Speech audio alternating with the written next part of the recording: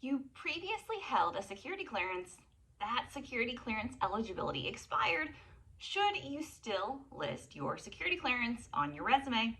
Hi, this is Lindy Kaiser with clearancejobs.com. That is a question that I get fairly often from folks who, especially transitioning military perhaps, who have a clearance that has expired in the period where they are separating from service and their command does not want to renew their eligibility because they are getting out. And the question becomes, how long is that clearance current depending on the investigation, or if it has completely expired and you know it, should you go ahead and list it on your resume still? My response is yes, especially if you are looking to transition into the defense industry or into a career that requires a security clearance. Listing your prior security clearance definitely shows to employers that you are clearable. Also, searching for positions around clearable, willing to obtain security clearance, willing to sponsor security clearance is helpful.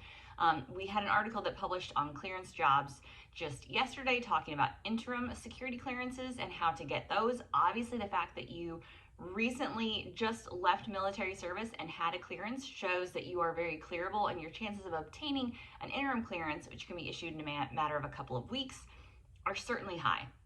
So list the clearance levels, list the levels you have, list polygraph. If you had a polygraph, certainly list that on your resume. Those are certainly valuable tools in your job search.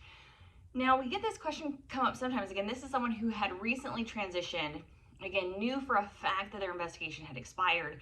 Some folks don't realize that your security clearance does, as of now, still is current for 2 years, assuming your investigation hasn't expired. And even with continuous vetting, what I've heard them saying is that they are considering that current period 2 years from a separation of service.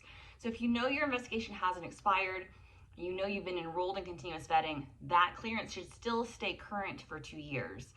So certainly a security officer, a recruiter who has access to DIS can check that and check your status for you, but you should be easily clearable if it was recent, just in the past 2 years.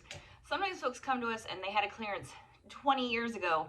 Obviously, a lot can happen in a 20-year period, so it becomes slightly less valuable perhaps to list that previous clearance level, but I still say if you've had a clearance previously, definitely still worth listing.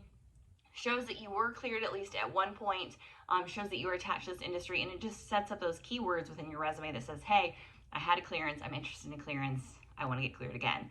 So again, for more on interim clearances, you can check out that article at clearancejobs.com. For listing clearance on your resume, more information about that. Also check out our news articles over at clearancejobs.com.